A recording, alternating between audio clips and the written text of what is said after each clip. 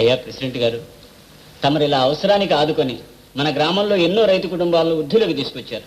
ఏమిటయ్యా తీసుకొచ్చింది? ఇప్పుడు నా కుటుంబాన్ని చేతులారా నాశనం చేశాడు. ఉండండి విశ్వరూపం గారు. ఏమిటండి ఇంకా ఉండేది? ఉన్న పరువు మర్యాద కాస్త తాటాకు మంటలాగా మండిపోతూ ఉంటాను. ఏమిటండి మీరు అంటున్న మాటలు? ఇంతకీ ఎవరేం చేశారు? ఇంకెవరు ఉన్నారుగా, మీ తమ్ముడు. తమ్ముడే నా పాలిటి ఎములాడు. నా పరువు ప్రతిష్టలు గంగలో కలిపాడు.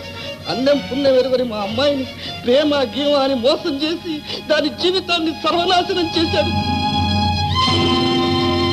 మా వేణు అలా చేశాడా? ఇదిగో వీళ్ళంతా సాక్ష్యం ఉన్నారు. ఒక్కొక్కరిని విడివిడిగా అడగండి. ఇంత రాద్ధాంతం జరిగిన తర్వాత ఇక మా అమ్మాయిని ఎవరు పెళ్లి చేసుకుంటారు? ఇక నలుగురిలో తలెత్తుకుని ఎలా తిరగను? ఇప్పుడు నన్ను ఎక్కడ తాగమంటారు చెప్పండి. ఆవేశపడకండి, మీకు న్యాయమే జరుగుతుంది. న్యాయమే జరుగుతుంది. వేణు, ఏమిటయ్యా అలా ఉన్నా? ఏం జరిగింది? వదినా, నాతో చెప్పు వేణు, ఏం జరిగింది? జరిగిన దాన్ని బట్టి విచారిస్తే మా తమ్ముడు నేరస్తుడే. మీ ఇష్టం వచ్చిన శిక్ష విధించండి. ఊళ్ళో నుంచి వెళ్ళగొట్టిన నాకు అభ్యంతరం లేదు. ఊళ్ళో నుంచి వెళ్ళగొడితే నాకేం లాభం? నా కూతురు జీవితానికే ఉపయోగం. ఒకవేళ తమకేమైనా లాభం ఉందేమో. సవత్తమ్ముడుగా ఏదో వంక పెట్టి అవతల గెంటేస్తే ఆ ఆస్తి కూడా అనుభవించవచ్చు. విశ్వరూపం గారు,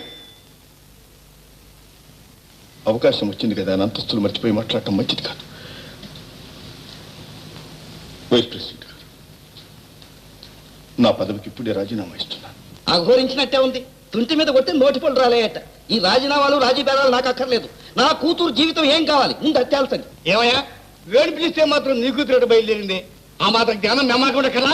సాంబయ్య గారు, ఆవేశాలకు పోయి అయినింటి ఆడపిల్లల గురించి అమర్యాదగా మాట్లాడటం మంచిది కాదు. ఇప్పుడు ఆ ప్రసక్తి అనవసరం. మా తమ్ముడు నేరం చేశాడు. మీకు తోచిన శిక్ష విధించండి. అమలు జరిపే బాధ్యత నాది. వైస్ ప్రెసిడెంట్ గారు, మీరు ఈ భారం నిర్వహించండి. నేను వస్తాను. ప్రెసిడెంట్ గారు, చర్చ నిర్మోహమాటంగా సాగాలంటే నేను ఇక్కడ ఉండటం మంచిది కాదు. కానీ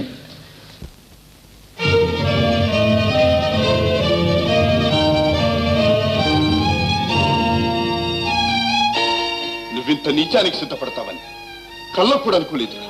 ఇప్పుడు అదంతా మళ్ళీ ఎందుకులేండి, నా మాట వినండి. నువ్వేం మాట్లాడక్కర్లేదు. నువ్వెంత గారాబంతో మమకారంతో అల్లారు బుద్ధిగా పెంచావు కనుకనే ఈనాడెంతకు తెగించాడు.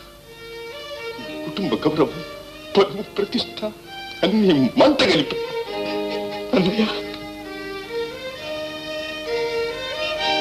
ఇంతవరకు ఫలానా అనిపించుకుంటూ ఈ ఊళ్ళో ఎవరు ఏ నేరం చేసినా నేనే తీర్పు ఇచ్చాను. నా కుటుంబాన్ని గురించి తీర్పు చెప్పడానికి అక్కడ అందరూ సమావేశమయ్యారు.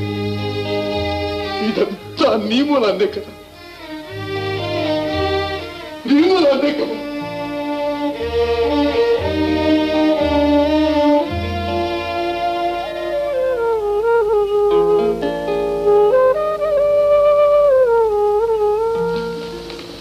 ప్రెసిడెంట్ గారు, ఉన్నతమైన మీ ఆశయాలను ఆదర్శంగా పెట్టుకుని మేమంతా సమిష్టిగా ఒక న్యాయమైన నిర్ణయానికి వచ్చాం.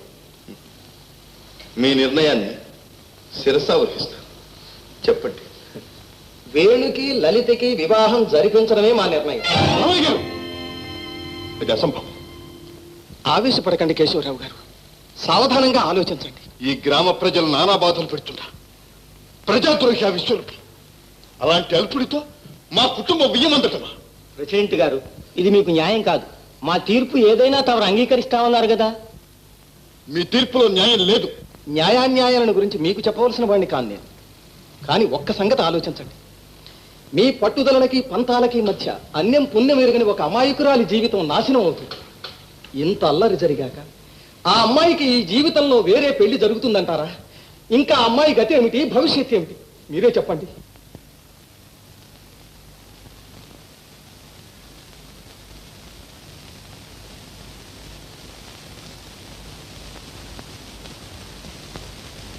చూడండి, విశ్వరూపం గారు ఆయన భార్య మంచివాళ్ళు కాకపోవచ్చు. అందుకని ఆ అమ్మాయిని శిక్షించడం న్యాయం కాదు. కేశవరావు గారు, మీ కన్న కుమార్తెకే ఇటువంటి అపవాదం వస్తే మీరు ఏం చేస్తారు? ఈ గ్రామంలో ప్రజలంతా ఒక్కడిగా కలిసిమెలిసి ఉండాలనే కదా తమ లక్ష్యం.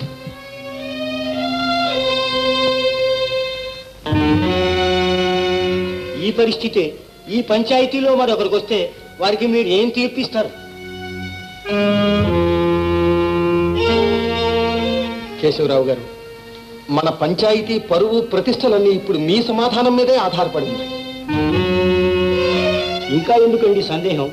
ఒప్పుకోండి కేశవరావు గారు.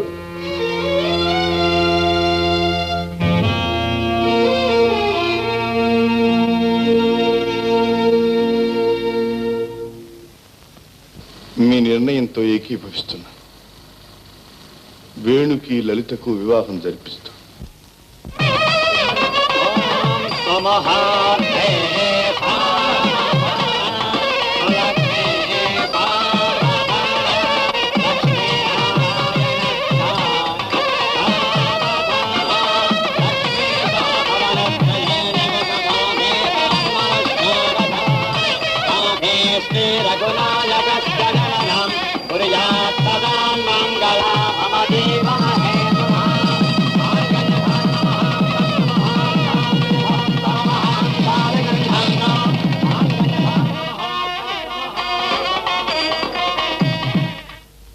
వెళ్ళొస్తానమ్మా.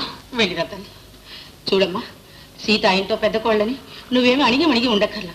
ఆ ఇంట్లో దానికి ఎంత అధికారం ఉందో 10 రెట్లు పైన నీకు అధికారం ఉంది, తెలిసిందే? అది ఆ సంగతి మాత్రం మర్చిపోకమ్మా.